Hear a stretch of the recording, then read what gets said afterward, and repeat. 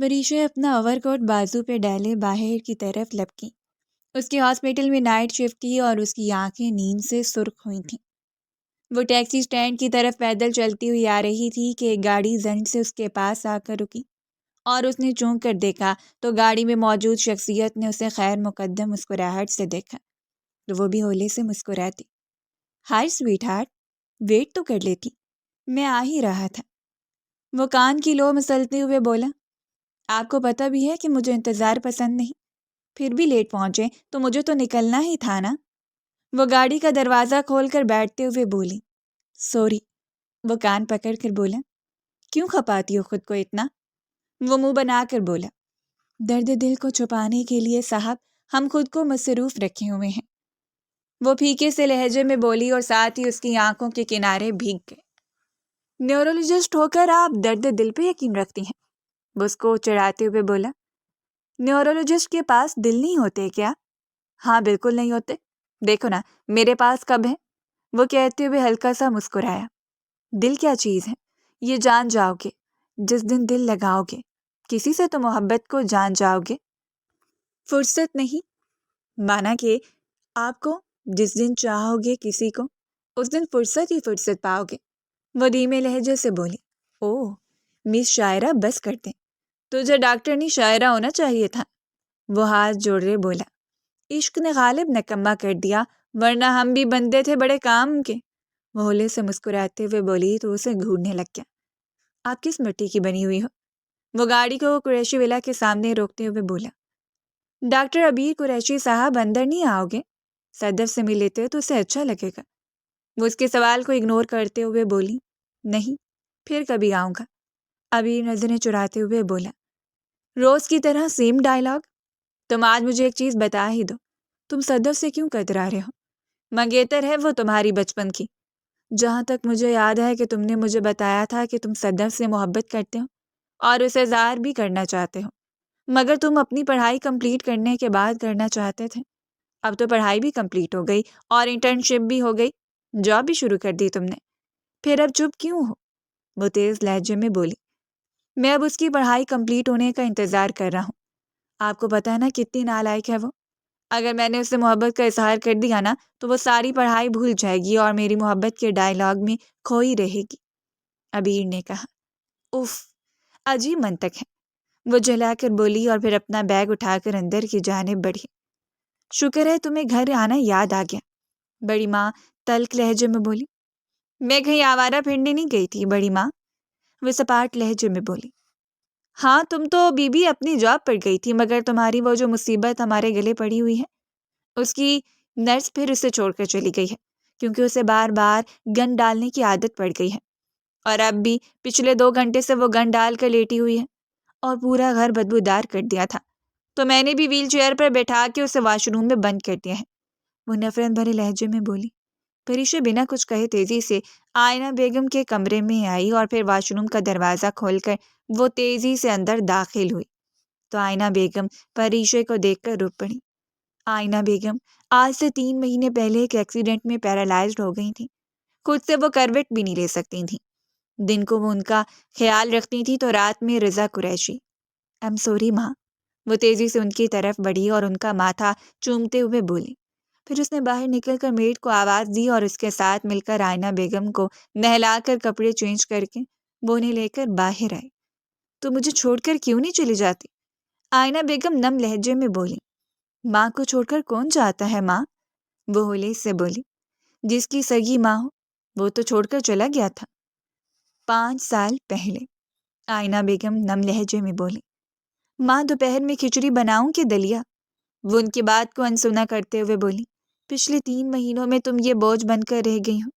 وہ سر جھکائے بولی، ماں باپ بوجھ نہیں ہوتے، ذمہ داری ہوتے ہیں۔ پریشا نے ان کے بالوں میں کنگھی کرتے ہوئے کہا، ساس کو ماں اور ذمہ داری کوئی سمجھتا ہے، منال کا بھی تو وہی رشتہ میرے ساتھ جو تمہارا، مگر وہ تو کراہت کرتی ہے مجھ سے۔ آئینہ بیگم ٹوٹے ہوئے لہجے میں بولی، اچھا ماں چھوڑیے آپ سب کو اور آپ مجھے بتائیے کہ آپ دلیا کھائیں گی یا کھچڑی کھائیں گے؟ پریشا بچے میں یہ سب کھا کھا کر اکتا چکی ہوں۔ تو نہیں اکتائی کیا؟ میرے ساتھ تم بھی تو یہی کھاتی ہے، تو سب کے ساتھ اچھا سا کھانا کھایا کرنا۔ آئینہ بیگم بولی، باقی سب جو کھائیں سو کھائیں، مگر میری ماں کو بھی تو کمپنی دینے والا کوئی ہونا چاہیے نا، تو وہ میں دیتی ہوں۔ اور ویسے بھی آپ کو پتہ ہے یہ 3 مہینوں میں نے اپنے 5 kg ویٹ لوز کیا اور میں خود کو بہت زیادہ فٹ محسوس کر رہی ہوں۔ وہ مسکرا کر بولی، جیتی رہ، اور آج مجھے سوپ بنا کر دو۔ آئینہ بیگم نے کہا، اوکے، اب آپ لیٹو یہاں اور میں آپ کا کھانا بنا لوں۔ پریشا نے کہا اور پھر اٹھ کر وہ باہر کی جانب لپکی، پھر سوپ بنا کر لائی اور خود بھی پیا اور آئینہ بیگم کو بھی پلایا، اور وہ برتن سمیٹنے لگی۔ اگلے دن سنڈے تھا تو پورے دن وہ بس کام میں بزی رہی تھی، اور ابھی وہ کمرے میں آئی تو اس کا موبائل رنگ کرنے لگا۔ ہیلو، اس نے کال ریسیو کرتے ہوئے کہا۔ ابیر اسپیکنگ۔ ہائے ابیر، کیسے ہو؟ پریشا نے پوچھا۔ میں الحمدللہ ٹھیک ہوں۔ وہ کانسرٹ میں جا رہا تھا رات کو، تو میں نے سوچا کہ ڈاکٹر صاحبہ سے بھی پوچھ لوں کیسا کانسرٹ۔ وہ چونکی، عیسیٰ خیلوی صاحب گا رہے ہیں۔ اوہ واو، چلے ٹھیک ہے، آپ مجھے رات کو پک کر لیجیے گا، میں ریڈی ہوں گی، پریشا نے کہا، اور پھر ابیر کے کال کاٹنے کے بعد وہ رات کے کھانے کا مینیو دیکھنے لگے۔ قریشی ولا جتنا بڑا تھا تو اس میں نوکر اتنے ہی کم تھے، اور اجلال قریشی صاحب تو گھر کی خواتین کا ہاتھ کی کھانا پسند کرتے تھے۔ تو پہلے آئینہ بیگم اور خرم کی بیوی زمرد بناتی تھی، اور اب پورے گھر پر بڑی ماں کی حکومت تھی، تو اس لیے اب ساری ذمہ داری کھانا پکانے کی اسی کے کندھوں پہ ڈال دی گئی تھی، اور بڑی ماں کو اس سے اللہ واسطے کا بہر تھا، اور اتنی نفرت کی وجہ وہ سمجھ سکتی تھی۔ آخر ان کی مرحومہ بیٹی کی جگہ وہ ڈاکٹر سالار کی زندگی میں آئی تھی۔ رات کو ابیر نے اسے گھر سے پک کر لیا تھا، اور وہ جب کانسرٹ پر پہنچی تو اس کے دونوں بھائی علی قاسم بھی وہاں پر موجود تھے۔ اس کا اپنے بھائیوں علی قاسم سے بہت پیار تھا، مگر قاسم سے کوئی زیادہ ہی تھا، اور قاسم ڈاکٹر بھی تھا، اور وہ قاسم سے وہ ہر بات شیئر کرتی تھی۔ واٹ اے پلیزنٹ سرپرائز بھیا، بھابیاں کیسی تھیں؟ وہ ان کے پاس بیٹھتے ہوئے اپنی بھابیوں کے بارے میں پوچھنے لگی۔ اس کی اپنی بھابیوں سے بھی بہت پیار تھا، اور اس میں وجہ اس کی نیچر بھی تھی، جو بھی اس سے ملتا تھا محبت کر ہی بیٹھتا تھا، مگر افسوس وہ جس سے محبت کرتی تھی اور جس کے ساتھ اسے پوری زندگی گزارنی تھی، وہ اسے عین شادی کے دن ہی چھوڑ گیا تھا۔ مگر اس کے چھوڑنے کی کیا وجہ تھی، وہ آج تک جان ہی نہیں پائی تھی۔ وہ اسے نفرت کرتا تھا، مگر کیوں، اس نے بتایا ہی نہیں، اور وہ شاید اس گھر میں ابھی تک ان سوالوں کے جوابات لینے کے لیے ہی تھی، مگر جس سے وہ جواب چاہیے تھا اس کا تو کہیں اتا پتہ ہی نہیں تھا۔ پچھلے 5 سال سے وہ نہ جانے کہاں تھا، وہ جانتی تک نہیں تھی۔ ابیر تو اپنا کانسرٹ بیچ میں ہی چھوڑ کر ایک ضروری کیس اٹینڈ کرنے کے لیے چلا گیا، اور وہ آڈیٹوریم میں بیٹھی ساخت و جامد سی عیسیٰ خیلوی صاحب کی غزل کو سن رہی تھی۔ بے وفا تیرا یوں مسکرانا بھول جانے کے قابل نہیں ہے۔ ہر لفظ پر جیسے دل کی دھڑکن رک رہی تھی اور آنکھیں نم ہو رہی تھیں۔ دل میں جو درد اٹھ رہا تھا اس کا تو کوئی اندازہ ہی نہیں تھا۔ علی قاسم نے بے اختیار اس کے سر پر آہستہ سے ہاتھ رکھا تو وہ نم آنکھوں سے مسکرا دی۔ شو ختم ہونے کے بعد کہیں باہر چلتے ہیں، ریسٹورنٹ میں کھانا کھاتے ہیں، اچھی سی چائے پیتے ہیں۔ ہم بہن بھائیوں کافی عرصہ ہو گیا ایک ساتھ بیٹھ کر وقت انجوائے نہیں کیا، علی قاسم نے کہا تو سر اس بات میں ہلاتی دوبارہ غزل کی طرف متوجہ ہوئی۔ شو ختم ہونے کے بعد وہ سب لوگ جا چکے تھے، مگر وہ ابھی تک گمسم سی بیٹھی ان الفاظ میں کھوئی ہوئی تھی۔ جب ہوش آیا تو اس سے جلدی سے باہر کی جانب قدم بڑھا دیا۔ کدھر رہ گئی تھی تم؟ علی اور قاسم نے بے چینی سے پوچھا۔ کچھ نہیں علی قاسم بھائی، کانسرٹ میں پڑھی گئی غزل نے اتنا مسحور کر دیا کہ میرے پاؤں بھی مسکرا بولے۔ اتنی اچھی غزل جو سنی ہے کہ قدم اب چلنے کے قابل نہیں ہے، وہ مسکرا کر بولے، مگر اس کی مسکراہٹ اس کی آنکھوں کی اداسی کو کم نہیں کر سکی تھی۔ قاسم نے اس کا ہاتھ پکڑ کر پاس بیٹھا۔ مت مسکرایا کر پریشے، تمہاری یہ مسکراہٹ ہمارا دل چھید دیتی ہے۔ قاسم نے کرب سے کہا، میری مسکراہٹ سے کسی کو خوشی ملتی ہے تو اس لیے میں بات بات پہ مسکراتی رہتی ہوں۔ وہ کرب سے اسے دیکھتے رہ گئے۔ کتنی لاڈلی تھی وہ ان کی، زندہ دل، لہلہانے والی، مگر اب تو ہر وقت چہرے پر اداسی اور آنکھوں میں نمی رہتی تھی۔ چائے کافی وغیرہ پینے کے بعد وہ لوگ گھر کے لیے نکلے اور ان لوگوں نے اسے قریشی ولا ڈراپ کیا۔ 2 دن مزید گزر چکے تھے اور پھر ایک دن قاسم کا فون آیا، تمہارے سبجیکٹ کے متعلق مریضہ ہے، ان کا چیک اپ کرنا ہے، کیا کہتی ہو، جانا چاہو گی؟ قاسم نے پوچھا۔ ہاں جانا چاہتی ہوں، مگر ماں کا کیا ہوگا، ان کا دھیان کون رکھے گا؟ وہ متذبذب لہجے میں بولی، ارے بیٹا، میری فکر کرنے کی ضرورت نہیں، تم جاؤ اور میں ملازمہ کو کہہ کر واش روم تک چلے جاتی ہوں، اور اب اتنی پرابلم نہیں ہوگی۔ آئینہ بیگم کی آواز پر وہ چونک کر مڑی۔ بھائی میں آپ سے بعد میں بات کرتی ہوں، وہ بولی اور پھر کال کاٹ کے بھی آئینہ بیگم کے پاس آ گئی۔ مجھے وہاں 1-2 دن لگ سکتے ہیں، میں آپ کو اس طرح اکیلا نہیں چھوڑ سکتی ماں، وہ سنجیدگی سے بولی۔ او ہو، تم فکر نہیں کرو، میں ختیجہ کو بلوا لوں گی، تو میری دوست کو جانتی ہو نا، وہ یہاں آئی ہوئی ہے گاؤں سے، وہ آ جائے گی میرے پاس، تم جاؤ ذرا۔ اچھا، یہ تمہارے کیریئر کا سوال ہے میری جان، آئینہ بیگم نے محبت بھرے لہجے میں کہا تو ان کی محبت پر وہ مسکرا دی۔ پھر ان کا ہاتھ چومتے ہوئے وہ قاسم کو پک کرنے کا کہنے کے ساتھ ساتھ ابیر کو گھر میں چکر لگانے کا بھی کہہ چکی تھی۔ اگلے دن وہ جب گاؤں کے لیے نکلنے لگی تو وہ ابیر کے پاس آئی، جو کہ گاڑی کے ساتھ ٹیک لگائے اسی کو دیکھ رہا تھا۔ ماں کے پاس چکر بار بار لگانا اور بار بار انہیں کال کر کے سب کچھ پوچھنا، دیکھو پلیز ان کو بہت خیال رکھنا، میں نہیں چاہتی کہ وہ کسی بھی قسم کی پریشان ہوں۔ وہ جاتے جاتے بھی ابیر کو ہدایات کرنا نہیں بھولے تھے۔ اوکے میڈم، آپ بالکل فکر مت کیجیے، میں آپ کی ماں جی کا بہت خیال رکھوں گا، آپ بس اپنے کام پر فوکس کیجیے، کسی قسم کی ٹینشن نہیں لینی آپ نے، ابیر نے کہا تو وہ مسکراتی ہوئی گاڑی کی جانب بڑھ گئی۔ 2 گھنٹوں میں وہ گاؤں پہنچ چکے تھے اور اس گاؤں کے سردار عظیم خان کے ساتھ وہ لوگ ہاسپٹل پہنچے، جہاں پر اس کی بیوی پچھلے 2 سال سے کوما میں تھی۔ میں نے لندن سے ایک ڈاکٹر بھی بلوایا ہے، وہ بھی چیک اپ کر لے، پھر اس کے بعد آپ ڈیسائیڈ کیجیے گا کہ آپریشن کرنا ہے کہ نہیں۔ مجھے اپنی وائف سے ہی سلامت چاہیے۔ اسے پچھلے 2 سال سے اس طرح دیکھ کر وہ شخص بولتا جا رہا تھا۔ مرد کی اپنی بیوی کے لیے محبت دیکھتی ہوں نا تو بہت رشک آتا ہے، بہت خوش قسمت ہے آپ کی بیوی، وہ کھوئے کھوئے لہجے میں بولی تو قاسم لب بھینچ کر اسے دیکھتا رہ گیا۔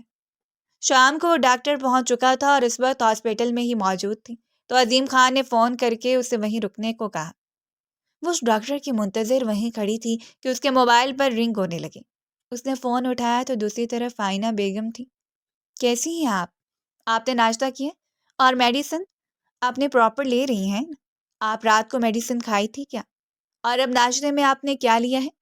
وہ ایک ہی سانس میں کئی سوال کر چکی تھی۔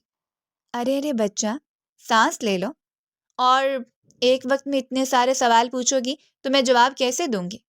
آئینہ بیگم نے اسے ٹوکا تو اس نے اپنے ماتھے پر ہاتھ مارا۔ سوری ماں۔ اچھا، اب تو بھی مجھے بتا کہ تو بالکل ٹھیک ہے نا، اپنا خیال رکھ رہی ہو نا، اور باہر آ کر کچھ اچھا لگا کہ نہیں؟ اور ہاں، اپنے لیے اچھے اچھے ڈریسز لے لینا۔ اور وہ کتنے امیر ہیں، تم ان کے درمیان میں اتنے معمولی سے کپڑوں میں اچھی لگو گی کیا؟ ماں، میں یہاں اپنے کام کرنے آئی ہوں، کسی فیشن شو میں نہیں آئی، اور آپ کو پتہ ہے نا کہ میں شاپنگ نہیں کرتی، مجھے بالکل پسند نہیں ہے شاپنگ کرنا، پریشا نے جلدی سے کہا۔ میرے خاطر ہی شاپنگ کر لے، آئینہ بیگم نے امید بھرے لہجے میں کہا۔ ماں، مجھے قاسم سر بلا رہے ہیں تو مجھے اب جانا ہوگا، میں آپ سے بعد میں بات کرتی ہوں نا، وہ جلدی سے ان کا دھیان بٹاتے ہوئے بولی۔ ہمیشہ کی طرح پھر سے ٹاپک بدل دیا نا تم نے، آئینہ بیگم نے دکھی لہجے میں کہا۔ ماں، دکھی مت ہوا کریں، آپ جانتی ہیں کہ میرا یہ سب کرنے کو دل نہیں کرتا، تو آپ مجھے فورس نہ کیا کریں، مجھے یہ سب بہت تکلیف دیتا ہے۔ کس کے لیے سجون سمنوں؟ جو انسان دنیا کی ٹھوکروں میں ہوں تو وہ سونے کا بھی بن جائے تو ٹھوکروں میں ہی رہتا ہے ماں۔ مجھے ایسی ٹھکرائی لڑکی بد نصیب ہوا کرتی ہے، اور میرے سجنے سنورنے سے میرا نصیب بدل نہیں جائے گا۔ میں سوچا کرتی تھی ماں کہ جو میرا شوہر ہوگا نا، وہ صرف میرا ہوگا، وہ مجھ سے سب سے زیادہ پیار کرے گا، میری چھوٹی سے چھوٹی خواہش کا احترام کرے گا، میرے منہ سے ایک لفظ نکلے گا نہیں کہ اس سے پہلے پورا کرے گا۔ مگر میری قسمت دیکھیے نا کہ میں نے جو چاہا وہ مجھے ملا ہی نہیں۔ بولتے بولتے اس کی آواز بھر آ گئی۔ آئی ایم سوری، میں نے تمہیں دکھی کر دیا۔ اٹس اوکے ماں، چلے میں آپ سے رات میں بات کروں گی کیونکہ ابھی مجھے جا کر اپنی مریضہ کو دیکھنا ہے، پریشا نے کہا تو آئینہ بیگم نے خدا حافظ کہہ کر فون کاٹ دیا۔ وہ بھی اندر جانے کے لیے واپس مڑی تو سامنے سے داخل ہوتے شخص کو دیکھ کر وہ جہاں تہاں کھڑی کی کھڑی رہ گئی۔ Excuse me, side please. وہ شخص کسی سے بول رہا تھا اور دھیان موبائل کی طرف تھا۔ پریشا کو اس طرح ساکت کر دینے والا شخص کوئی اور نہیں، اس کا شوہر اور لندن کا فیمس نیورولوجسٹ ڈاکٹر سالار قریشی تھا۔ پریشے نے کامتے ہاتھوں سے قاسم کا نمبر ملایا۔ پریشے بچہ، کدھر ہو تم؟ دوسری طرف سے قاسم نے بے چینی بھرے انداز میں پوچھا، اور اس کے انداز سے لگ رہا تھا کہ اس کی ملاقات ڈاکٹر سالار سے ہو چکی ہے۔ بھائی میں حویلی جا رہی ہوں، اس نے کہا، اور پھر تیزی سے حویلی کے لیے نکل آئی۔ پھر وہ لڑکھڑاتے قدموں سے گیسٹ روم کی طرف آ گئی۔ روم میں آتے ہی وہ اپنی سسکیوں کا گلا گھونٹتی بیڈ کے ساتھ ٹیک لگا کر بیٹھتی چلی گئی۔ پھر وہ گھٹنوں میں سر دیے رو رہی تھی کہ اس کے سر پر ایک ہاتھ ٹھہرا۔ اس نے سر اٹھا کر دیکھا تو قاسم کھڑا تھا۔ پریشے گڑیا، تم ٹھیک ہو نا؟ اور تم ایسے رو کیسے سکتی ہو؟ بے وفاؤں کے لیے رویا نہیں کرتے، قاسم نے اس کے پاس بیٹھتے ہوئے کہا تو پریشے اٹھ کر بیٹھ گئے۔ کبھی خود پہ، کبھی حالات پہ رونا آیا۔ بات نکلی تو ہر ایک بات پہ رونا آیا۔ ہم تو سمجھتے تھے کہ ہم بھول گئے ہیں ان کو، کیا ہوا آج یہ کس بات پہ رونا آیا؟ کس لیے جیتے ہیں ہم؟ کس کے لیے جیتے ہیں؟ بارہا ایسے سوالات پہ رونا آیا۔ کون روتا ہے کسی اور کی خاطر ہے دوست؟ سب کو اپنی ہی کسی بات پہ رونا آیا۔ پریشے نے اتنے قرب سے غزل پڑھی کہ قاسم نے گہرا سانس بھرا اور پھر آلتی پالتی مار کر بیٹھ گیا۔ پریشے ساحل لدھیانوی کو بھی پڑھ ڈالا۔ اتنی غزلیں زبانی کیسے یاد کر لیتی ہو؟ رٹے لگاتی ہو کیا رات کو بیٹھ کے؟ قاسم شرارتی انداز میں بولا تو پریشے پھیکا سا مسکراتی۔ بہت بری ہنسی ہے تمہاری، مت ہنسا کر، قاسم نے اس کی ناک دبا کر کہا۔ بھیا؟ کیا بھیا؟ سچ بول رہا ہوں، خوفناک ڈائن لگتی ہو، وہ مسکرا کر بولا۔ اچھا بس کرے نا، وہ جھلائی۔ چلو پریشے، منہ ہاتھ دھو لو کیونکہ لندن کے مشہور ڈاکٹر سالار کے ساتھ ہمارا لنچ ہے، اور اسے تم نے بتانا ہے کہ تمہیں اس کے ہونے نہ ہونے سے فرق نہیں پڑتا۔ جب جب ہم کمزور ہوتے ہیں تب تک لوگ ہمیں زیادہ دباتے ہیں، تو لوگوں کو موقع نہیں ملنا چاہیے۔ قاسم نے سنجیدگی سے کہا۔ پلیز بھائی، مجھ سے نہیں ہوگا، وہ لب کاٹ کر بولی۔ 5 سال تم نے درد سہا تو اب اس درد کو چہرے پہ سجاؤ گی تو لوگ لوزر سمجھیں گے، اور یہی چیز نہیں ہونی چاہیے۔ لوگوں کو معلوم ہونا چاہیے کہ تم ایک مضبوط اعصاب کی لڑکی ہو۔ قاسم نے کہا، میں اس شخص کے سامنے کمزور پڑ جاتی ہوں۔ کیوں؟ اور اگر کمزور پڑنے لگو تو یہ سوچو کہ وہ شخص تمہیں بنا دیکھے، بنا جانے چھوڑ کر چلا گیا تھا، اس نے تمہاری پرواہ نہیں کی تو تم اس کی نہیں کرو گی۔ قاسم نے سنجیدگی سے کہا تو وہ کچھ سوچتے ہوئے سر اس بات میں ہلا کے۔ قاسم پریشے ڈرائنگ روم میں داخل ہوئے۔ وہاں موجود سب لوگ ان کی طرف دیکھنے لگے۔ قاسم نے لبوں کے ساتھ مگ لگایا کر مگن سے رپورٹس دیکھتے ڈاکٹر سالار کو دیکھا۔ پریشے نے بے بسی سے قاسم کو دیکھا۔ تم اپنے آپ کو مضبوط رکھو گی، یہی تمہاری جیت ہے، قاسم نے کہا تو پریشے نے اس بات میں سر ہلا دیا۔ Doctor John and doctor Salar, please meet my sister miss Parishay Zahra. Qasim کے تعارف کروانے پر ڈاکٹر سالار نے ایک جھٹکے سے اپنا سر اٹھا کر پریشے کو بے یقینی سے دیکھا۔ ڈاکٹر سالار کے ماتھے پر انگنت بل پڑ چکے تھے، مگر وہ جلد ہی اپنے احساسات کو چھپاتے ہوئے عظیم سے گفتگو کرنے لگا۔ پریشے بھی بنا اس کو دیکھے سامنے خالی پڑے ہوئے صوفے پر جا کر بیٹھ گئی۔ ڈاکٹر پریشے نے بھی اس کے بارے میں یہی بات کی ہے۔ وہ بھی مجھے بتا رہی تھی کہ کوئی میڈیسن اگر تبدیل کر دی جائے تو گل پناہ کے ہوش میں آنے کے چانسز بڑھ جاتے ہیں، عظیم نے اچانک کہا۔ تو ڈاکٹر سالار نے چونک کر پریشے کی طرف دیکھا۔ مسٹر عظیم، میں ایک جانا مانا نیورولوجسٹ ہوں، تو پلیز آپ مجھے اتنی چھوٹی موٹی ڈاکٹر کے ساتھ کمپیئر نہ کریں، ڈاکٹر سالار نے تلخ لہجے میں کہا۔ مسٹر قریشی، یہ بات میں نے آپ ہی کے کالم سے پڑھی تھی، تو اس لیے میں نے عظیم راجپوت صاحب سے بات کی، اور دیکھا جائے تو اس کا کریڈٹ آپ کو ہی جاتا ہے، کیونکہ میں آپ کی بہت بڑی فین ہوں، اور آپ ہی کو پڑھ کر میں نے بہت کچھ سیکھا ہے۔ زندگی کے بڑے سے بڑے سبق آپ سے حاصل کیے ہیں میں نے، پریشے نے طنز سے بھرپور پراعتماد انداز میں کہا تو ڈاکٹر سالار حیرانگی سے اسے دیکھتا ہی رہ گیا، اور قاسم نے دل ہی دل میں اسے سراہا، کیونکہ وہ کچھ پل کے لیے خود کو کمزور محسوس کر رہی تھی، مگر مضبوطی کے ساتھ اس کا ڈاکٹر سالار سے آنکھ ملا کر بات کرنا یہ ثابت کر رہا تھا کہ وہ خود کو سنبھال چکی ہے۔ ٹھیک ہے مسٹر راجپوت، آپ کی میڈیسن آپ تک پہنچ جائے گی، اور اس کے بعد ہم دیکھتے ہیں کہ مس گل پناہ ریکوری کرتی ہیں کہ نہیں۔ میرا کام یہیں تک ہوگا، اور باقی کا کام مسٹر بخاری کا ہے، ڈاکٹر سالار نے اٹھتے ہوئے کہا۔ مسٹر سالار پلیز تھوڑی دیر بیٹھیے، بس کھانا لگ ہی رہا ہے تو کھانا کھا کر جائیے گا، عظیم راجپوت اٹھتے ہوئے بولے۔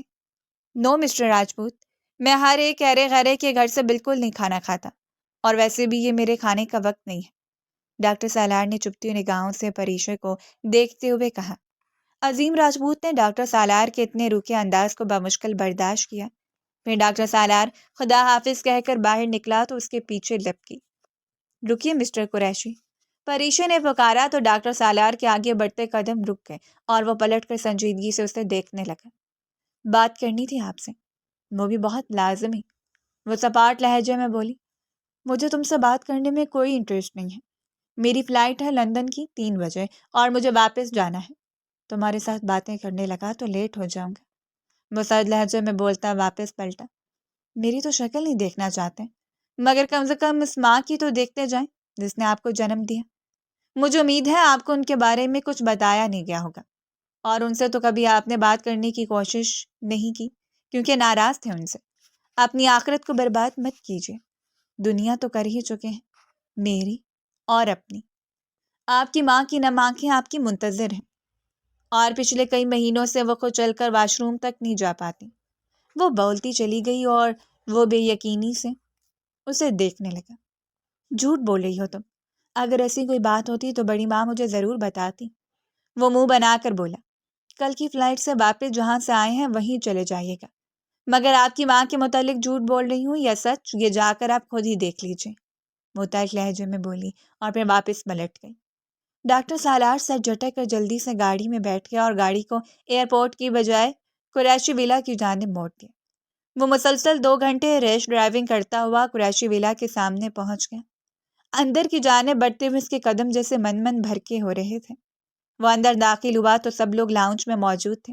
اسے اندر آتا دیکھ کر سب سناٹے میں آ گئے تھے۔ ڈاکٹر سالار، میری جان! سب سے پہلے بڑی ماں ہی اس کی طرف بڑھی۔ وہ سب سے مل کر وہاں موجود صوفے پر بیٹھ گیا اور اس کی متلاشی نگاہیں آئینہ بیگم کو ڈھونڈ رہی تھیں۔ ماں کدھر ہے؟ اس کے سوال پر سب ایک دوسرے کو دیکھنے لگے۔ وہ اپنے کمرے میں ہے، رضا قریشی نے کہا تو ڈاکٹر سالار اٹھ کر ان کے روم کی طرف بڑھ گیا۔ وہ روم کا دروازہ کھولتا ہوا اندر داخل ہوا تو آئینہ بیگم کو ویل چیئر پر دیکھ کر وہ شاک رہ گیا۔ دوسرے پل دونوں ماں بیٹا گلے لگ کر رو رہے تھے۔ یہ کیسے ہوا ماں؟ وہ تڑپ ہی اٹھا تھا، سیڑھیوں سے گر گئی تھی کچھ مہینے پہلے۔ آئینہ بیگم نے کہا، یہ لو آئینہ، میڈیسن کھا کر اب آرام کرو، اور ڈاکٹر سالار بیٹا آپ جا کر فریش ہو جاؤ، میں تب تک آئینہ کو میڈیسن دے دوں اور یہ آرام کریں کیونکہ یہ بہت تھک چکی ہوں گی، صبح سے ایسے ہی بیٹھی ہوئی ہیں، بڑی ماں نے فکر مندانہ لہجے میں کہا تو ڈاکٹر سالار نے تشکر بھری نگاہوں سے انہیں دیکھا، اور پھر آئینہ بیگم کا ماتھا چومتا ہوا وہ اٹھ کر باہر نکل گیا۔ وہ اپنے کمرے میں آ کر فریش ہو کر بیٹھا ہی تھا کہ بڑی ماں ٹرے میں کھانا سجا کر اندر داخل ہوئی۔ بڑی ماں، آپ نے یہ زحمت کیوں کی؟ میں خود ہی لے لیتا۔ ڈاکٹر سالار نے جلدی سے ان کے ہاتھ سے ٹرے تھامتے ہوئے کہا، بس بچہ کیا بتاؤں، سارے کام کرنے پڑتے ہیں مجھے، اور تمہاری بیوی کو تو سیر سپاٹوں سے ہی فرصت نہیں ملتی۔ بڑی ماں کی بات پر ڈاکٹر سالار کے اندر غصے کی لہر اٹھی۔ چھوڑیے بڑی ماں، ہم ایسے فضول لوگوں کے بارے میں بات ہی کیوں کر رہے ہیں؟ ویسے بھی اس کا مقصد صرف اور صرف میری دولت سے تھا، اسے ماں میں انٹرسٹ کیسے ہو سکتا ہے؟ اگر آپ نے مجھے اس رات یہ نہ بتایا ہوتا کہ اس پریشے نے مجھ سے شادی کے لیے پہلے انکار کیا تھا اور بعد میں دولت کے لالچ میں اقرار کیا تو مجھے کبھی معلوم ہی نہیں پڑتا، اور پھر ماما نے جب اس کو منہ دکھائی میں وہ پیپرز دیے تو مجھے یقین ہو گیا کہ وہ بہت بری لڑکی ہے۔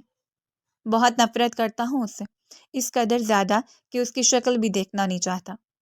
ڈاکٹر سالار نے نفرت بھرے انداز میں کہا، اچھا ابھی مجھے کہہ رہے تھے کہ بڑی ماں چھوڑیے، ایسے فضول لوگوں کے بارے میں بات نہیں کرتے، تو آپ خود ہی اس کا ذکر کر کے پریشان ہو رہے ہو۔ بس میرا بچہ اس کے بارے میں بالکل نہیں سوچنا، بڑی ماں نے کہا تو اس نے اس بات میں سر ہلا دیا۔ پھر کچھ دیر بعد وہ اٹھ کر باہر آیا تو اندر داخل ہوتی پریشے کو دیکھ کر اس کے اندر آگ ہی لگ گئی تھی۔ تمہاری ہمت کیسے ہوئی یہاں قدم رکھنے کی؟ ڈاکٹر سالار نے دھاڑ کر کہا۔ سب لوگ اس کی دھاڑ سے سہم کر پریشا کی طرف دیکھنے لگے۔ پریشا اس کی بات کا جواب دیے بغیر آگے بڑھ کر آئینہ بیگم کے کمرے کی طرف بڑھ گئی۔ ڈاکٹر سالار اس کی حرکت پر دل ہی دل میں پیچ و تاب کھا کر رہ گیا، اور پھر وہ بھی جلدی سے اس کے پیچھے آئینہ بیگم کے کمرے میں چلا آیا۔ پریشا ان کے گلے لگی تھی۔ تم تھوڑا سا اور آوارہ گردی کر لیتی، کسی کا کوئی ڈر اور خوف تو نہیں ہے تمہارے اندر، اور نہ ہی تمہارے اندر کسی کے لیے احساس تک ہے۔ تمہاری ماں اس حالت میں ہوتی تو کیا تم انہیں یوں چھوڑ کر جاتی؟ ڈاکٹر سالار نے اس کا بازو دبوچ کر اپنے سامنے کھڑا کرتے ہوئے کہا۔ پریشو نے ایک جھٹکے سے اپنا بازو چھڑوایا اور پھر سے آئینہ بیگم کے قدموں میں بیٹھ کے، ماں بس تھوڑا ویٹ کیجیے اور میں فریش ہو کر آتی ہوں، پریشو نے ہولے سے کہا تو آئینہ بیگم نے اس بات میں سر ہلا دیا۔ آپ اس لڑکی کو کچھ بھی نہیں کہتی ماں، ڈاکٹر سالار نے جھلا کر کہا۔ یہ اس سے بات کرنے کا کون سا طریقہ تھا؟ اور کس لیے اس پر چلا رہے تھے؟ اور کیا حق ہے آپ کا اس پر چلانے کا؟ آئینہ بیگم نے ناگواری سے پوچھا۔ بڑی ماں نے مجھے سب کچھ بتا دیا ہے کہ یہ کیا حرکتیں کرتی پھر رہی ہے، ذرا برابر کسی کا لحاظ نہیں کرتی لڑکی، اور اس کو احساس ہونا چاہیے کہ آپ کو اس حالت میں چھوڑ کے نہیں جانا چاہیے تھا اس کو، ڈاکٹر سالار نے سر جھٹک کر کہا۔ پہلی بات ڈاکٹر سالار، وہ مجھ سے اجازت لے کر گئی تھی، اور دوسری بات یہ کہ اگر وہ میری خدمت نہ بھی کرے اور احساس نہ بھی کرے تو اسے زبردستی احساس نہیں کروایا جا سکتا، یہی تمہاری بھابھی مینال کہتی ہیں۔ ویسے مجھے پورا یقین ہے کہ یہ پٹیاں کس نے پڑھائی ہیں، تو 2-4 دن انتظار کرو، سب کچھ اطمینان سے دیکھو اور اس کے بعد فیصلہ کرنا کہ تمہیں سے یہ سب کہنا چاہیے کہ نہیں۔ آئینہ بیگم نے اس سے رخ پھیرتے ہوئے کہا۔ آپ میرے خلاف ہو کر اس لڑکی کا ساتھ دے رہی ہیں، کیوں؟ بیٹا، ہوں میں آپ کا، اور یہ سب لوگ جو اس گھر میں رہتے ہیں وہ آپ کے اپنے سگے ہیں، سوائے اس لڑکی کے، اور بڑی ماں ہمیشہ کہتی ہیں کہ اپنے مارے بھی تو چھاؤں میں ڈالتے ہیں، ڈاکٹر سالار نے جلا کر کہا۔ ڈاکٹر سالار، ایسا کرو کہ جا کر اپنی بڑی ماں سے اور بھی بہت اچھی اچھی باتیں سیکھو، کیونکہ میرے اندر صلاحیت نہیں ہے کہ میں تمہیں کچھ سکھا سکوں۔ آئینہ بیگم نے اس کے آگے ہاتھ جوڑتے ہوئے کہا تو ڈاکٹر سالار سے جھٹک کر واپس مڑ کر وہاں سے نکلتا چلا گیا۔ اب بہت ہوا بھابھی، اب میں آپ ہی کی حقیقت اپنے بیٹے پر ضرور ظاہر کروں گی۔ میرے بیٹے کو آج تک آپ نے بلیک میل کیا اپنی بیٹی کے ساتھ مل کر، اور اب بس وہ دل ہی دل میں ارادہ باندھتی ہوئی بولی، اور ساتھ ہی ماضی میں ان کا ذہن خود زن ہونے لگا۔ آج سے 6 سال پہلے آئینہ بیگم نے پہلی بار پریشے کو ڈاکٹر سالار جس میڈیکل کالج میں لیکچر دیتا تھا وہیں ایک اینول فنکشن میں دیکھا تھا۔ چھوٹی سی نٹکھٹ سی وہ لڑکی فرسٹ ایئر کی اسٹوڈنٹ تھی، اور آئینہ بیگم کو ڈاکٹر سالار نے پریشے کے ساتھ اسٹاف روم میں بھیج دیا۔ آنٹی جی، آپ کو کچھ چاہیے تو آپ مجھے بتا دیجیے، سر تو بہت بیزی انسان ہے، مجھے سمجھ نہیں آتی آپ کے بیٹے اتنے بیزی رہ کر کرتے کیا ہیں، مطلب ہنستے مسکراتے بھی نہیں ہیں۔ ایک بات بتائیے، آپ نے کچھ ایسا ویسا کھایا تھا کیا جب یہ پیدا ہونے والے تھے؟ اتنے سڑو کیسے ہیں؟ اس نٹکھٹ سی لڑکی نے ایک ہی سانس میں کئی سوال کر ڈالے، اور بے اختیار آئینہ بیگم ہنس پڑی۔ دیکھا، آپ بھی ہنس پڑی، سر کو بالکل بھی ہنسی نہیں آتی۔ پتہ میں جب کوئی بات کرتی ہوں تو کہتے ہیں مس خان آپ بہت زیادہ بول رہی ہیں، سو پلیز اپنے کام پر توجہ دیں۔ بندہ پوچھے اگر میں بولوں گی نہیں، سوال نہیں کروں گی تو اس زبان کا کیا فائدہ؟ اس کا میں نے اچار ڈالنا ہے کیا؟ وہ کھلکھلاتے لہجے میں بولی۔ نام کیا ہے تمہارا؟ آئینہ بیگم نے پوچھا۔ پریشے نام ہے میرا، اور سب لوگ مجھے پیار سے پری بولتے ہیں، آپ بھی مجھے پری کہہ لیجیے، نو پرابلم۔ وہ ان کے سامنے والی چیئر پر بیٹھتے ہوئے بولی۔ پھر نہ جانے وہ دنیا جہان کی کون کون سی باتیں کر رہی تھی، اور اس کی میٹھی میٹھی باتیں سن کر آئینہ بیگم جیسی فدا سی ہو گئی۔ پھر کچھ دیر کے بعد وہ اٹھ کر باہر کی جانب بڑھی کہ اچانک سے اندر آتے ڈاکٹر سالار سے زور سے ٹکرائی۔ اس سے پہلے کہ وہ گرتی، ڈاکٹر سالار نے جلدی سے اسے تھام لیا۔ مس پریشے، کبھی دیکھ کر بھی چل دیا کریں، نہ جانے آپ کی آنکھیں ہیں یا بٹن جو سامنے نظر ہی نہیں کچھ آتا آپ کو، ڈاکٹر سالار نے اپنے ہزلی خروس انداز میں کہا۔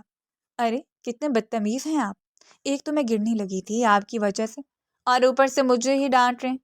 دیکھا آنٹی جی آپ نے، اسی وجہ سے مجھے ان کی حرکتوں سے چڑ ہے۔ اب بندے کو اتنا بھی خڑوس نہیں ہونا چاہیے کہ سوری بھی نہ کہہ سکے۔ وہ منہ بنا کر بولی۔ ریئلی؟ میں آپ کو سوری بولوں؟ غلطی سراسر آپ کی ہے، آپ کو دیکھ کر چلنا چاہیے۔ میں تو باہر سے اندر آ رہا تھا، تو مجھے کیسے پتا ہو سکتا ہے کہ آپ اندر سے آ رہی ہیں؟ ڈاکٹر سالار نے منہ بنا کر کہا۔ ریئلی ڈاکٹر سالار، یہی بات میں بھی کہہ سکتی ہوں، میں اندر سے باہر آ رہی تھی، مجھے کیسے پتا ہو سکتا ہے آپ باہر سے آ رہے ہیں؟ وہ تنک کر بولی، اور دونوں کی نوک جھونک کو آئینہ بیگم کافی زیادہ انجوائے کر رہی تھی۔ پھر وہ پیر پٹک کر باہر کی جانب بڑھ گئی۔ توبہ ہے، عجیب ہی لڑکی ہے یہ، وہ بڑھاتا ہوا آئینہ بیگم کی طرف بڑھا جو کہ مسکرا کر اسے دیکھ رہی تھی۔ میں نے تمہیں آج تک اس طرح کسی سے الجھتے نہیں دیکھا۔ سم تھنگ سم تھنگ آئینہ بیگم نے شرارتی آنکھوں سے اسے دیکھتے ہوئے کہا۔ او مائی گاڈ، آپ کیا کیا سوچ لیتی ہیں؟ ایسا کچھ نہیں ہے اور سوچیے گا بھی مت۔ وہ بہت چھوٹی ہے مجھ سے، اب اس 17 سال کی ہوئی اور 3 مہینے ہوئے اس کالج میں آئے ہوئے، اور ایسا کچھ ستایا ہوا ہے نا اس سے۔ جتنی یہ ذہین ہے نا اتنی زبان کی تیز۔ اف اللہ، اللہ ہی معافی دے، ایک تو بہت چھوٹی عمر ہے، دوسرا وہ بولتی بہت ہے، اسی لیے ایسا سوچیے گا بھی مت۔ اور آپ اچھی طرح سے جانتی ہیں میں ویسے بھی شادی نہیں کرنے والا زندگی بھر۔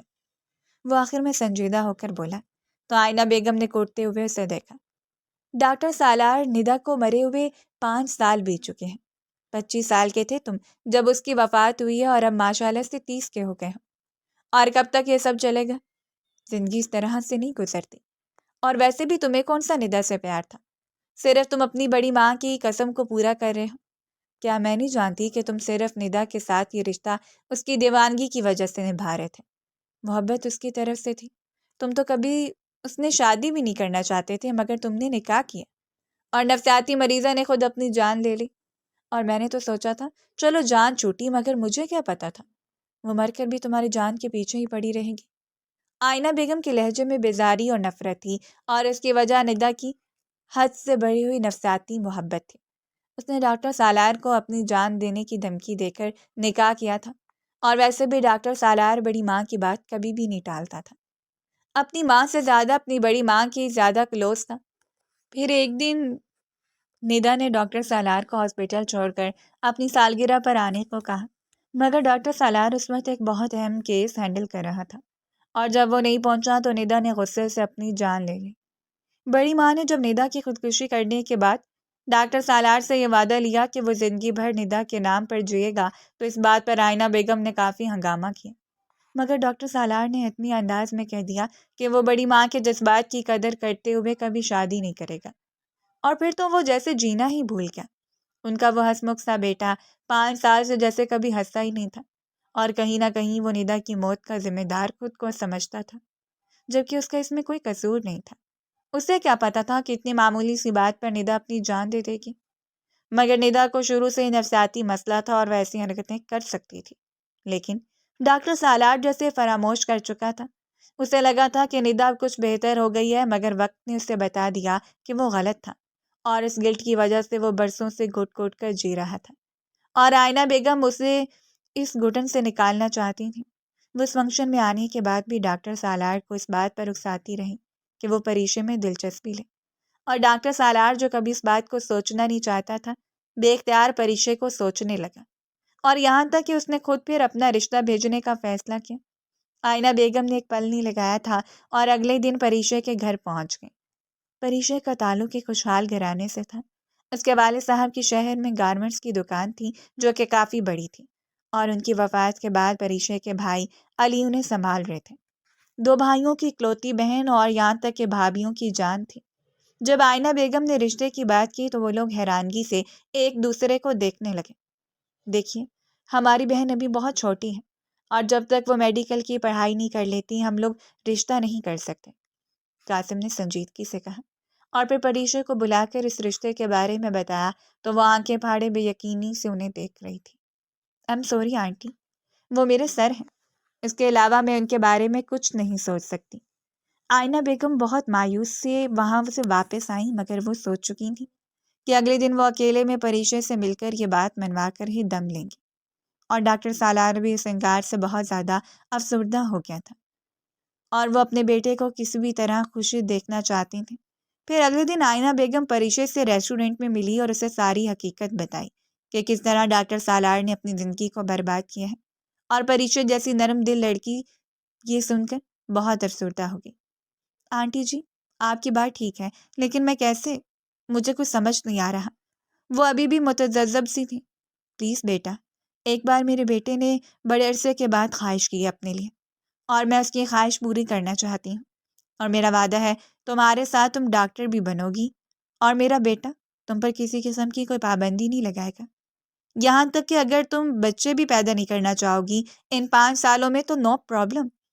بس میری بیٹی کی زندگی کو اپنی اس ہنسی سے مہکا دو۔ آئینہ بیگم نے ہاتھ جوڑتے ہوئے کہا تو وہ جلدی سے ان کے ہاتھ تھام کر سر اس بات میں ہلا کے پھر اس نے اپنے بھائیوں کو بھی منا ہی لیا۔ جٹ منگنی اور پٹ بیاہ ہوا، مگر شادی کے دن ہی ڈاکٹر سالار گھر چھوڑ کر چلا گیا، اور انہیں اب پتہ چلا تھا کہ ان کی بیٹا بڑی ماں کے جھوٹ کی وجہ سے اپنی شادی کے دن قریشی ولا کو چھوڑ گیا تھا۔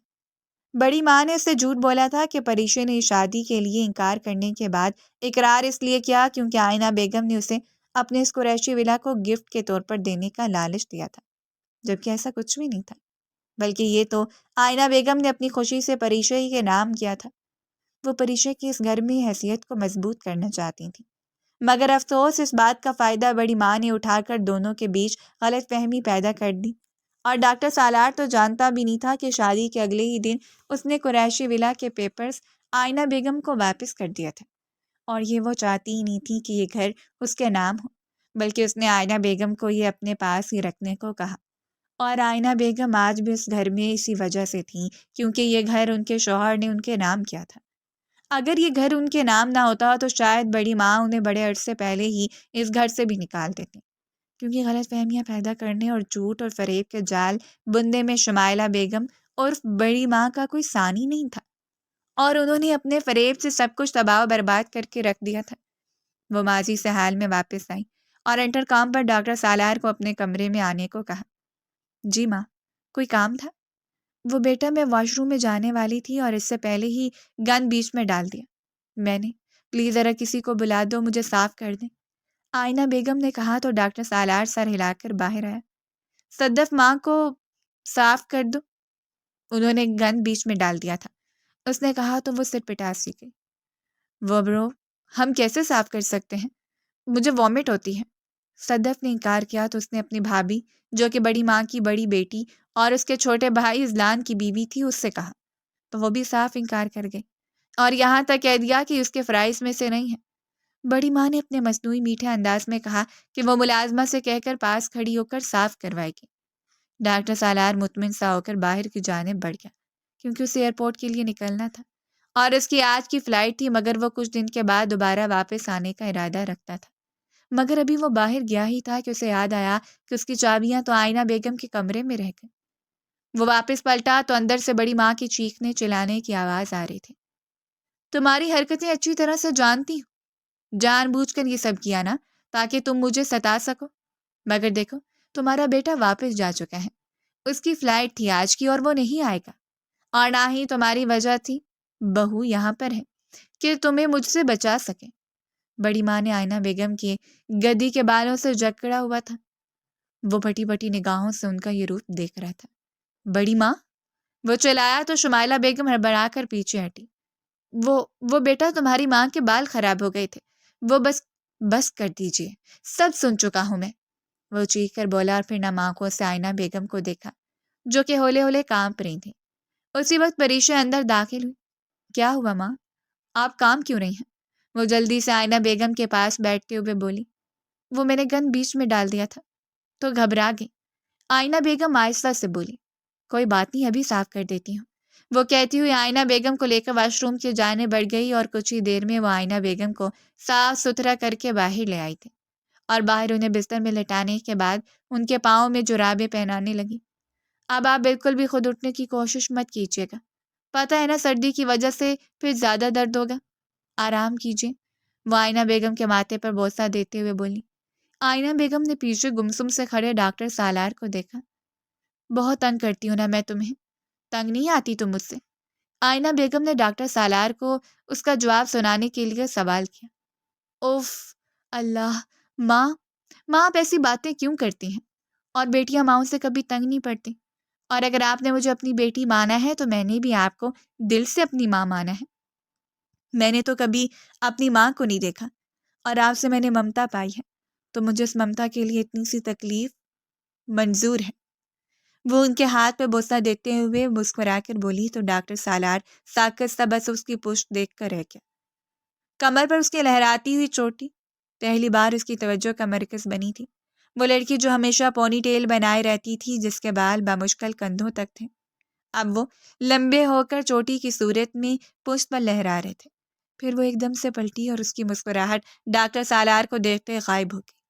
آپ کی تو فلائٹ تھی نا ڈاکٹر سالار، آپ ابھی تک گئی نہیں کیا؟ پریشے نے حیرانگی سے پوچھا تو چلتا ہوا پاس آیا۔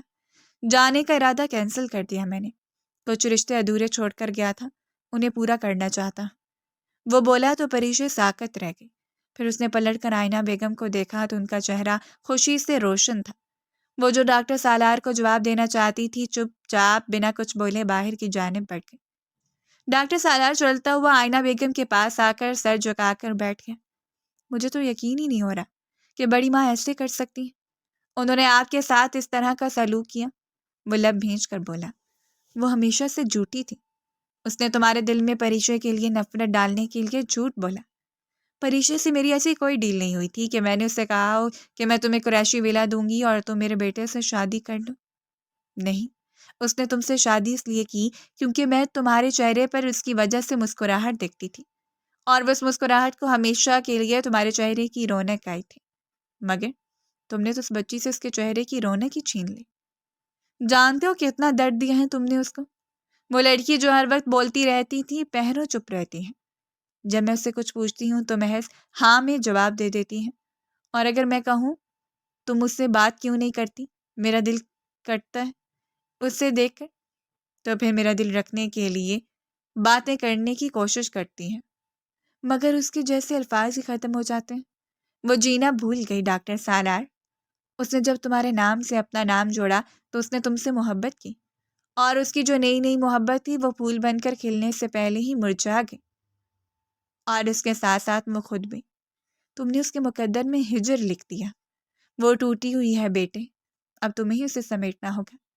آئینہ بیگم نے کہا تو سر اس بات میں ہلا گیا۔ پریشے ابیر کے ساتھ ہاسپٹل سے آئی تھی اور اسے زبردستی چائے کے لیے اندر لے آئی۔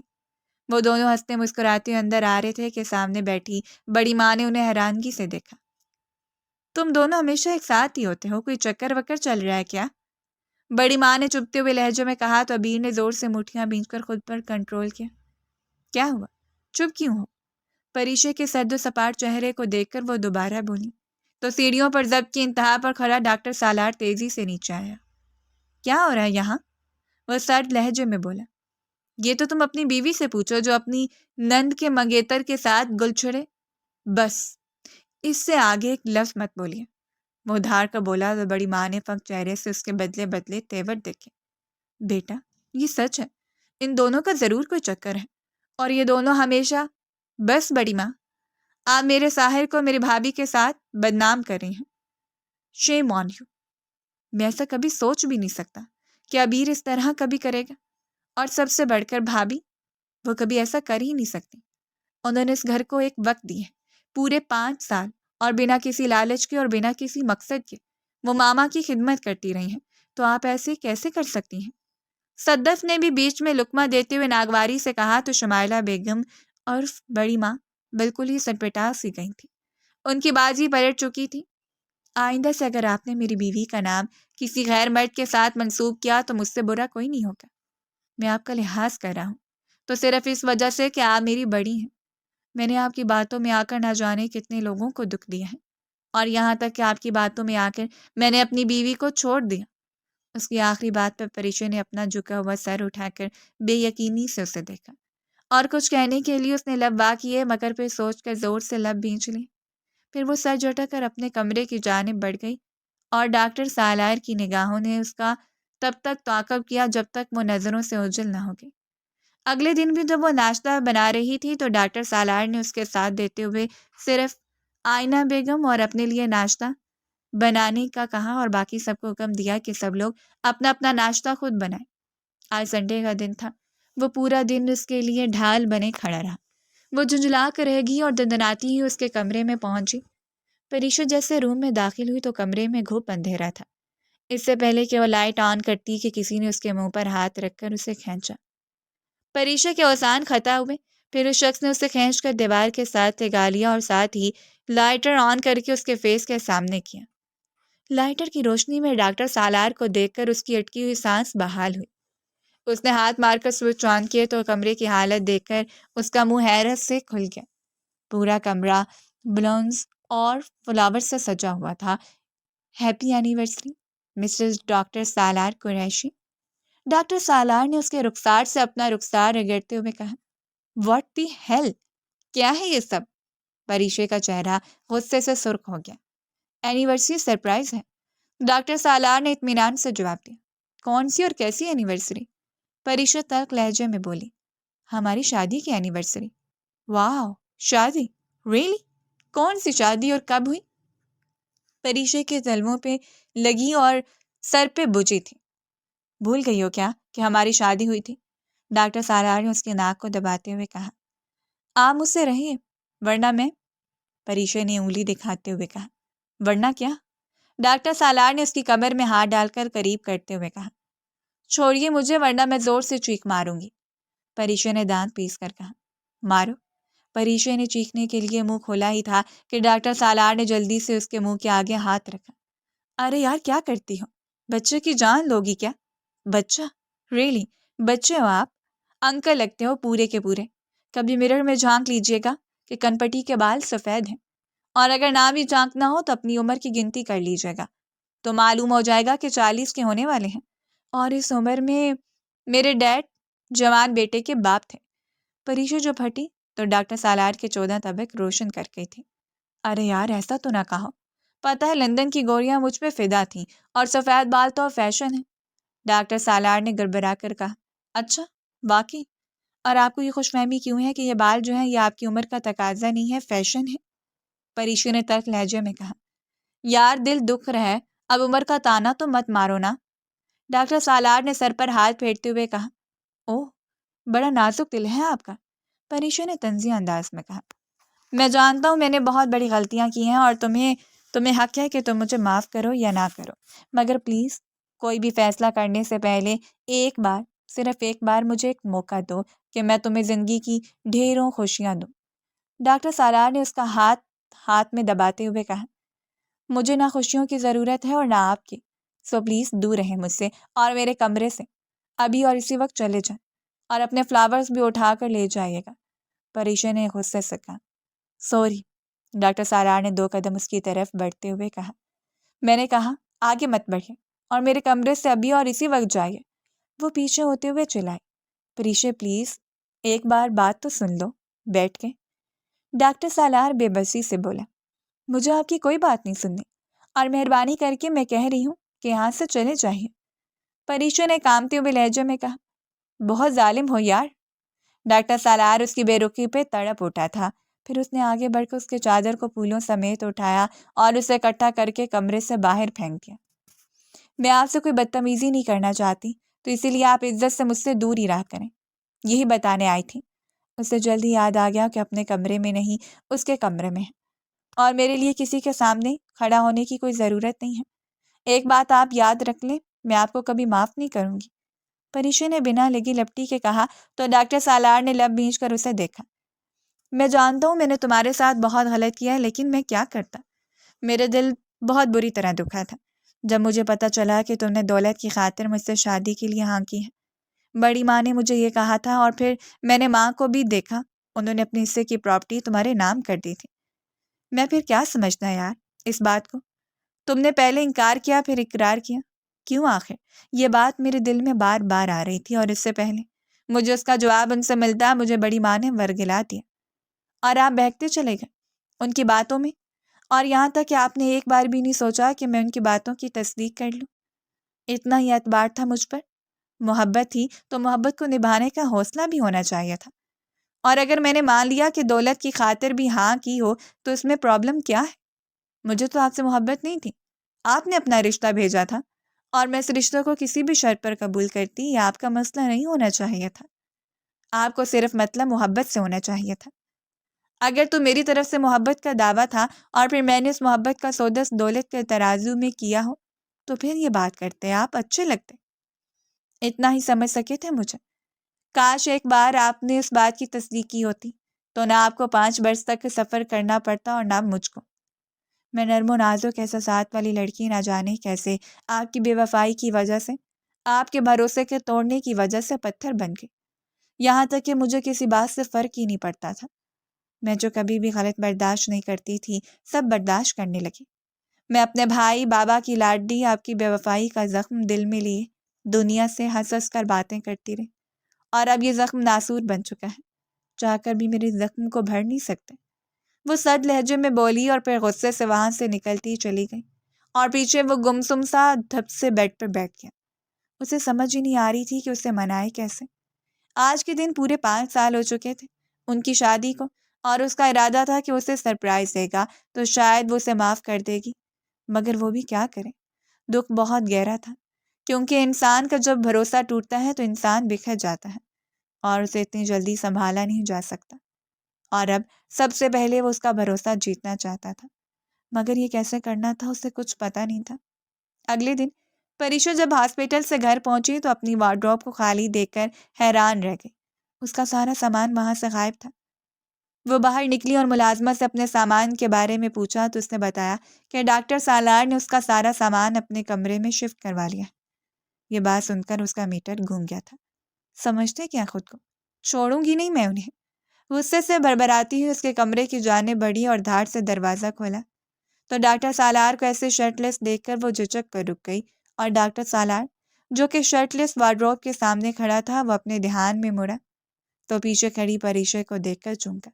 ارے واہ، کیا بات ہے، آپ میرے کمرے میں تشریف لائیں تو میرا کمرہ گل گلزار ہو گیا۔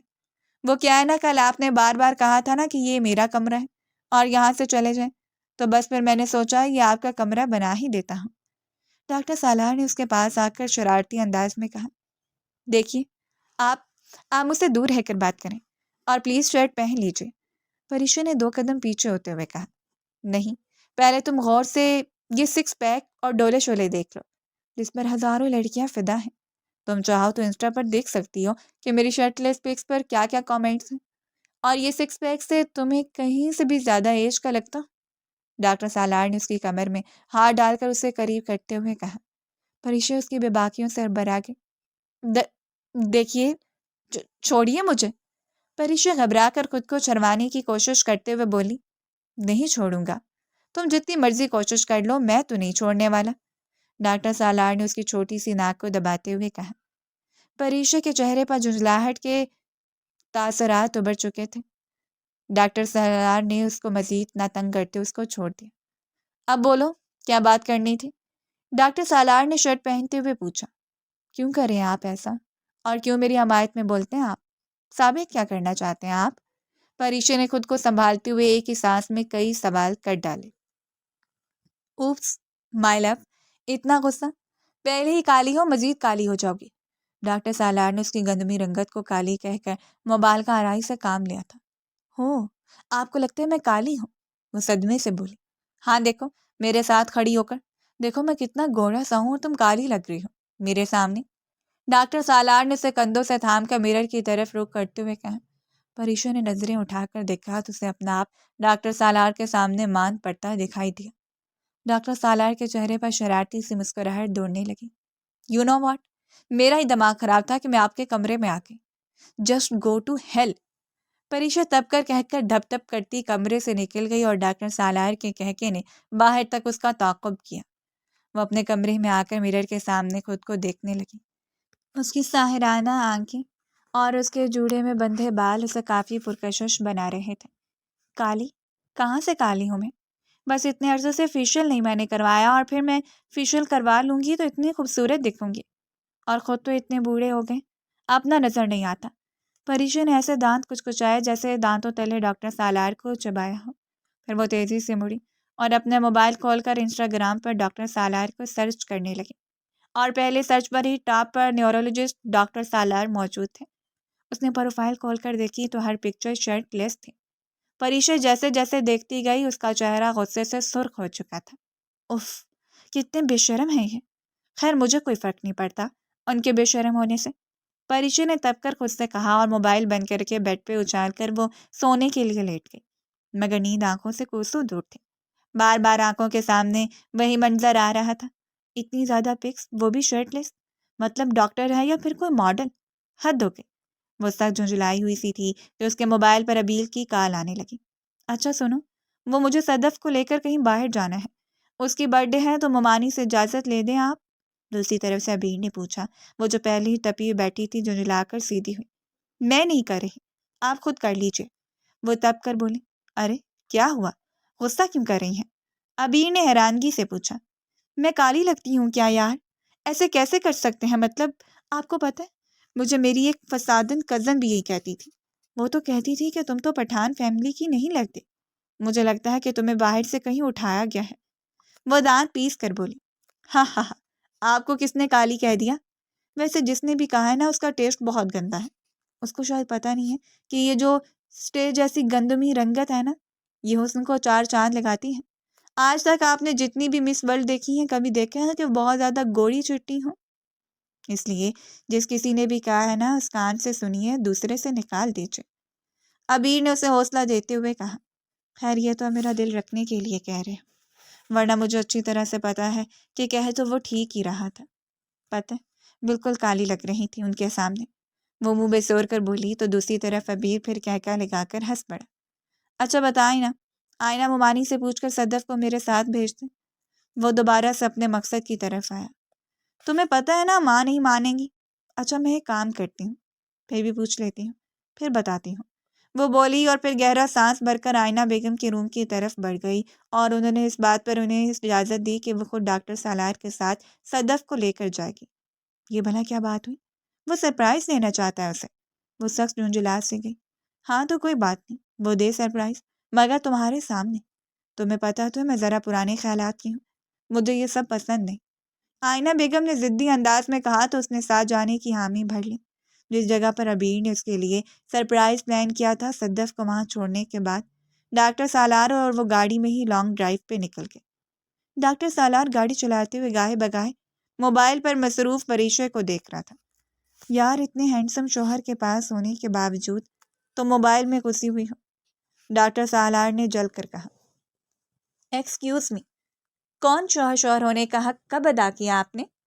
پریشا نے تلخ لہجے میں کہا۔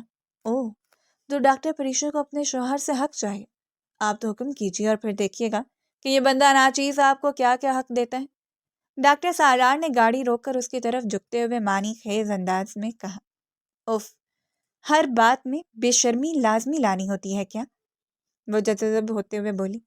ان کو چھوٹی چھوٹی گستاخیاں کہتے ہیں، اور یہ محبت کی گستاخیاں ہیں، انجوائے کیجیے انہیں۔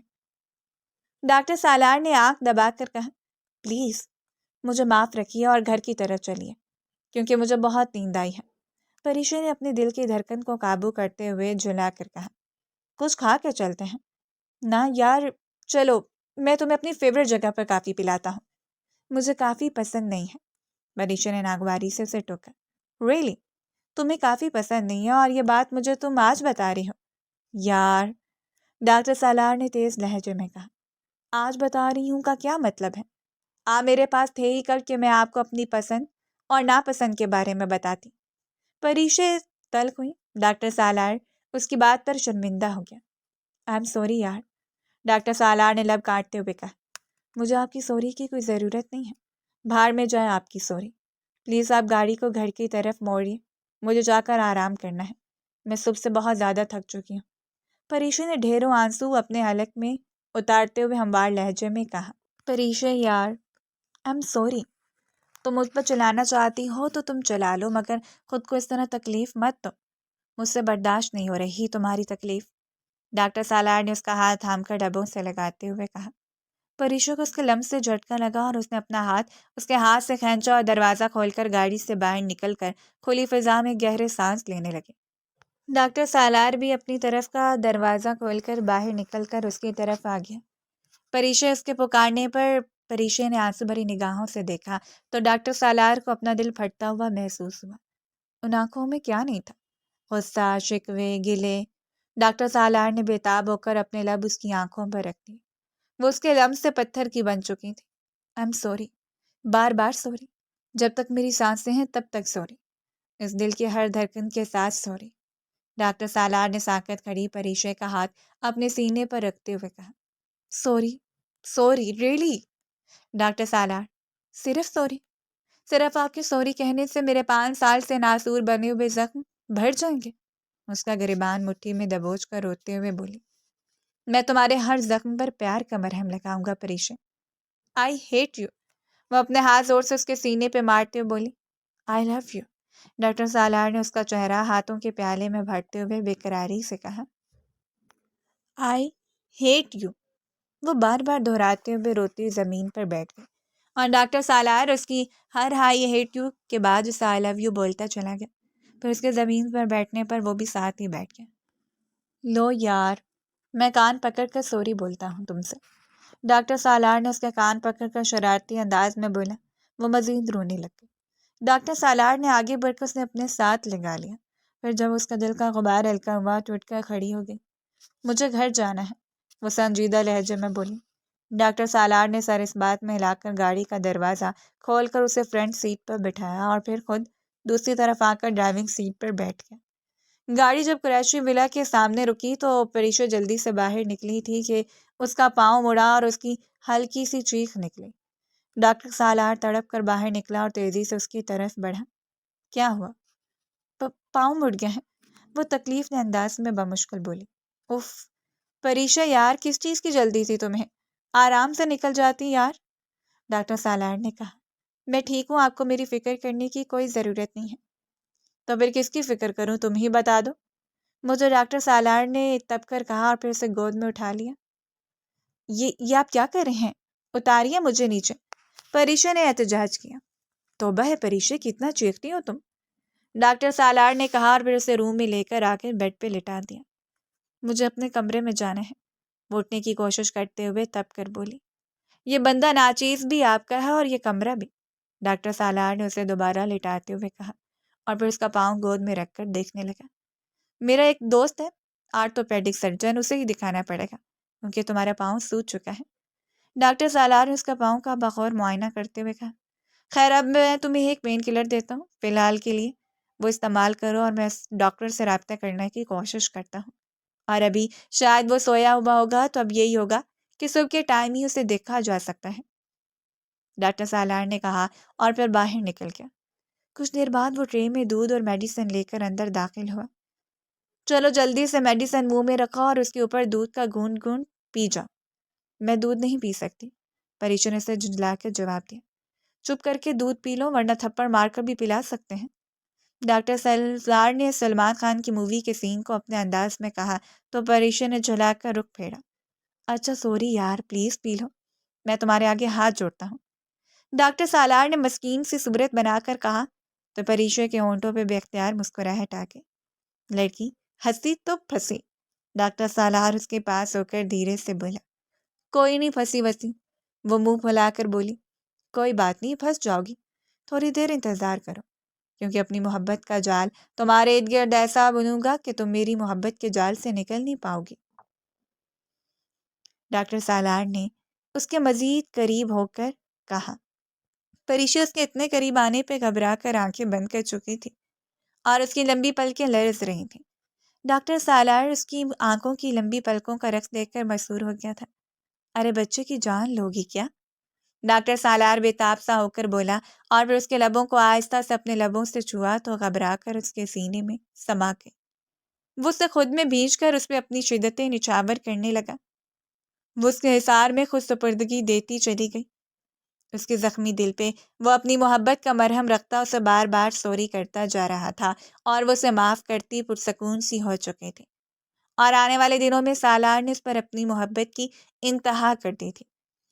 بڑی ماں اپنا سمو لے کر رہ گئی تھی اور گھر میں ساحر اور صدف کی شادی کی بات چیت چل رہی تھی، کیونکہ ساحر کو لندن میں ایک ہاسپٹل میں جاب مل گئی تھی اور وہ جانے سے پہلے شادی کر کے صدف کو ساتھ لے جانے والا تھا۔ زندگی بہت حسین تھی اور ایسے ہی گزرنے والی تھی۔ غلطیاں ہر انسان سے ہوتی ہیں، مگر اصل انسان وہی ہے جو غلطیوں کو سدھارنا جانتا ہو۔ جو اپنی غلطیاں جان کر بھی ڈٹا رہتا ہے وہ سب کچھ کھو دیتا ہے۔